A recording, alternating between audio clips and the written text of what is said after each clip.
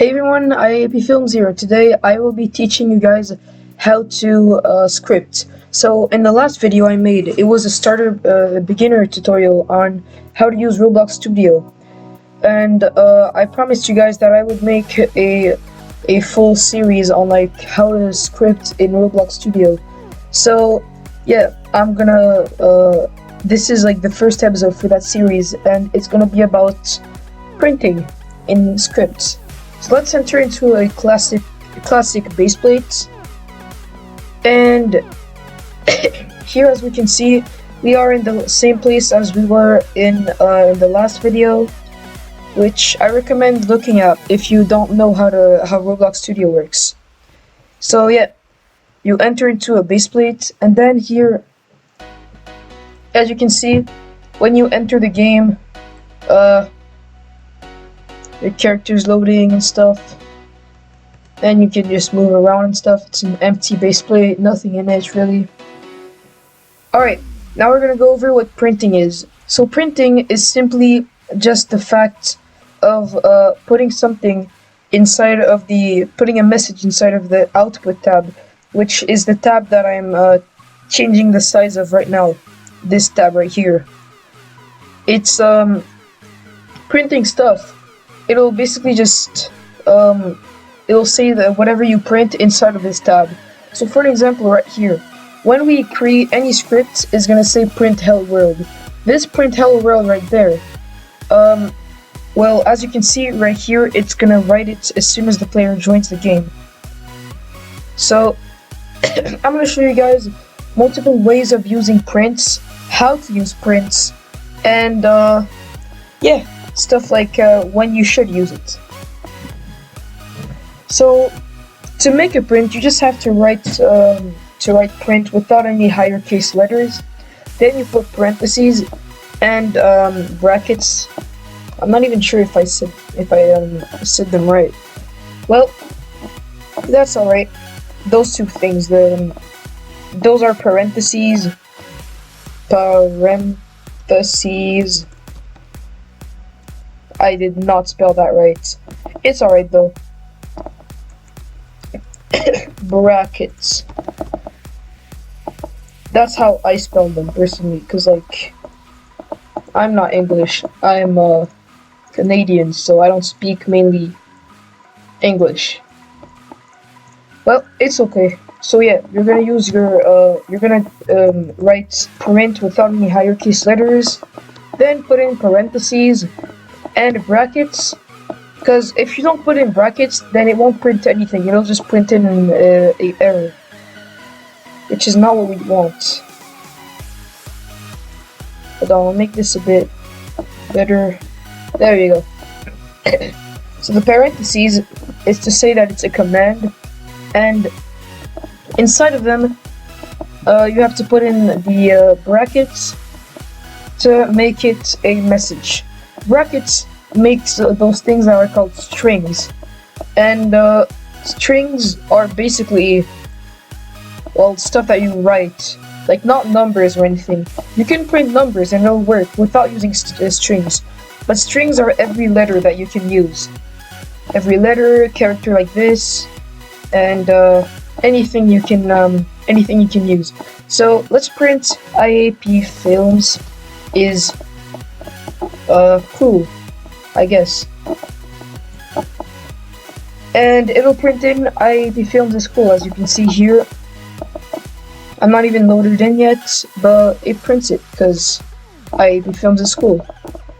Because he is. Well, I think so. Anyways, let's just move on. So yeah, you can print in those string thingies. Then you can also print in numbers, which don't require strings, but you can do them with strings if you want. Okay.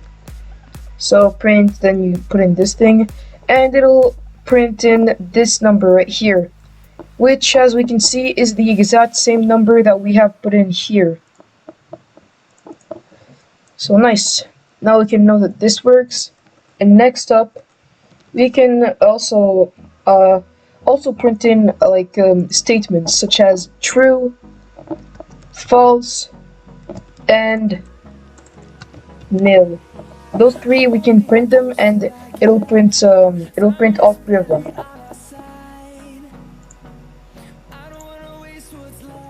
So yeah, that's how printing works. You can use it for debugging stuff, which it's debugging is something a bit more advanced. It's like when you script stuff and something doesn't want to work, you use print, then this works to know like if that thing works or not, if that thing even runs or if it doesn't. Because like now here we can see that it does work. I'll show you a small example with this. Game, which refers to the game itself, the thing that we're in, dot players, the player service, the service which has all the players. Last time we went over the workspace and the starter GUI. Now there's the players. It's the service where all the players are. Game.players dot player added.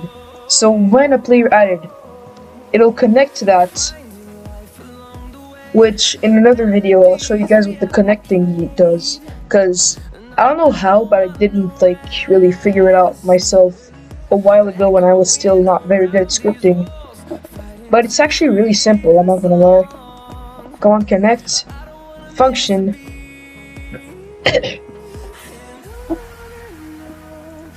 and then we can do this.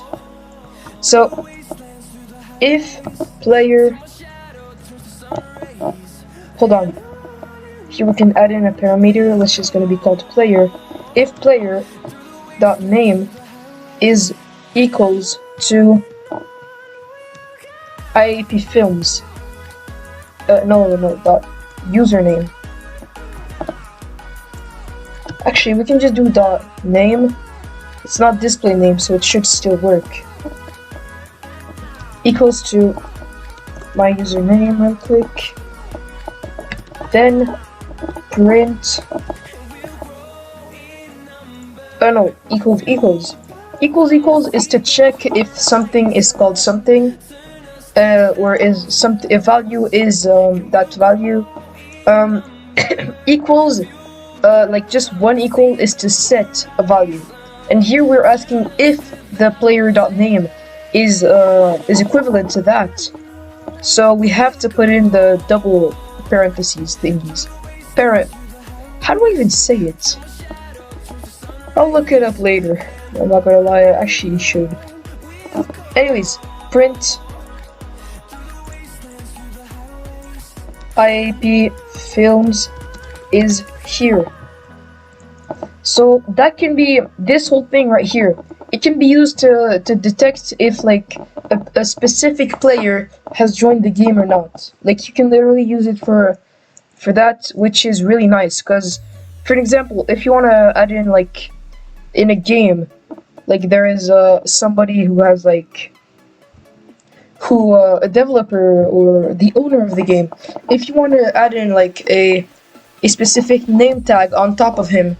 A tag, not a name tag, that would like say that he's the owner.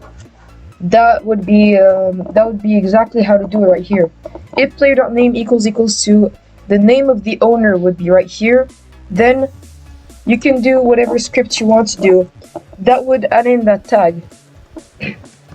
So for now, let's just add the print IAAPFilms is here, and normally it should print IAAPFilms is here. Yep, because in the player service, if a player gets added, then the player, which is being referred to as player with a lowercase right here, if that player's name is the name, whatever name I put in, then it'll print in IAAPFilms is here. So if I say if player.name equals to random letters, then it is not going to print IAAPFilms is here. No matter how long we wait, it just won't print in IAAPFilms is here.